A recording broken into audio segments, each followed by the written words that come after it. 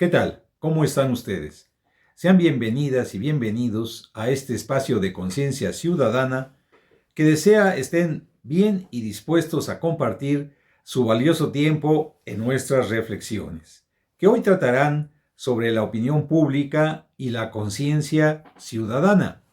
Y dice así: el caso García Luna parece desbordar los límites de la opinión pública.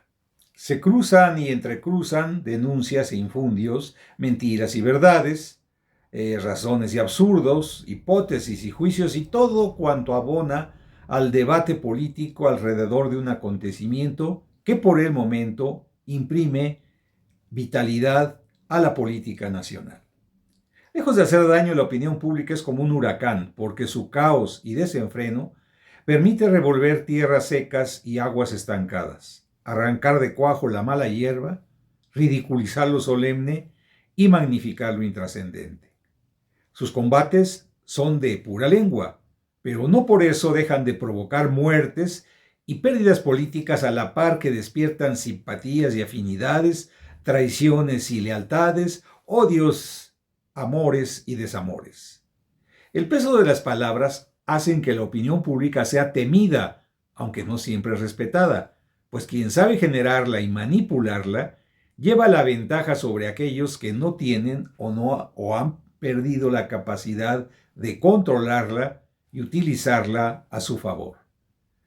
Veleidosa y casquivana la opinión pública de nuestros días, lo mismo conduce al cielo de la fama que mañana al cieno del desprestigio, el desdén o el olvido. En las sociedades donde todo se vende y todo se compra, la opinión pública es también un artículo que puede comprarse y venderse al mejor postor. Sus mercaderes se apoderan del espacio público privatizando lo mismo el arte que la cultura o el deporte. Los medios de comunicación masiva, que deberían ser públicos, se convierten en voceros de intereses privados, donde se compra y venden las conciencias lo mismo que las palabras. Se trastoca la libertad de opinión por la sumisión al poder político y el dinero, mientras que se olvida el bien común y la dignidad personal. La opinión pública de ese Estado falsamente democrático pierde entonces su razón y sentido original. Sus participantes se convierten en adictos de la novedad y el escándalo, la burla y el sarcasmo. Un actor disfrazado de payaso o un merolico lenguaraz y corrupto cuentan con millones de seguidores, mientras que las voces libres son motivos de aislamiento, escarnio y ridículo. No nos preguntemos entonces por qué un personaje como Genaro García Luna permaneció impune y hasta admirado por muchos que envidiaban su poder y riquezas, de los que gozaron con sus engaños mediáticos y hasta los que vieron como una oportunidad personal su posible candidatura a la presidencia. La opinión pública no es, pues, la voz de Dios como pudiera pensarse, ni tiene la última palabra en la creación y desarrollo de una sociedad democrática.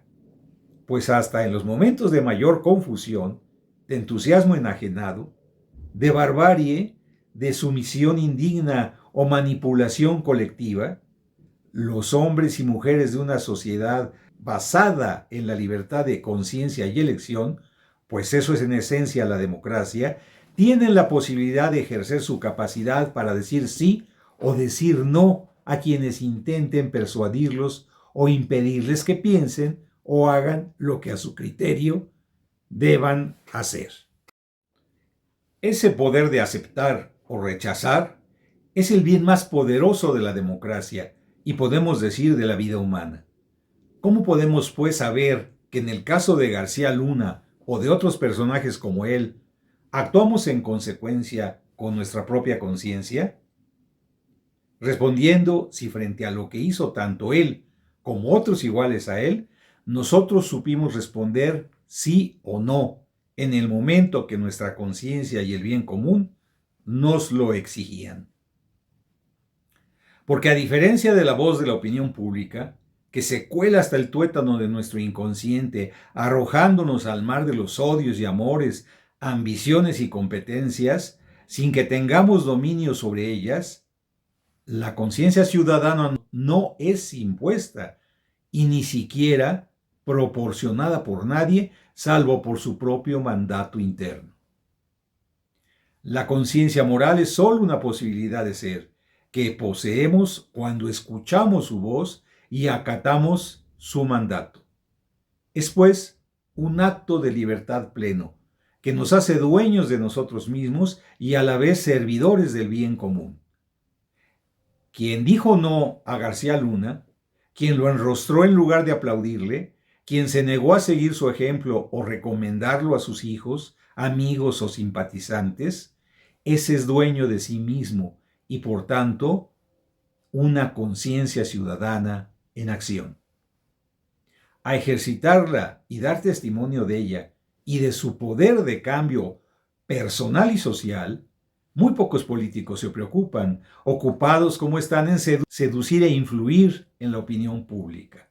En cambio, son mucho menos aquellos que provocan revoluciones de las conciencias, que tanto falta hace a nuestro país y el mundo entero.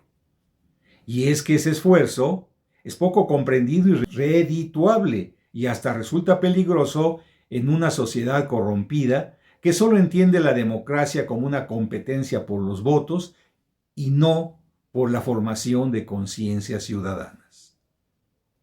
Paremos por hoy nuestra conversación dejando a su reflexión la siguiente pregunta.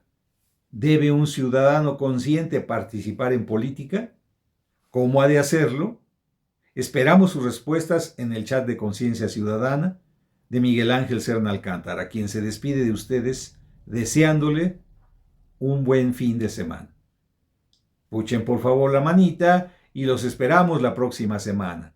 Hasta entonces, sean felices si no lo son, y si lo son, sigan siendo felices.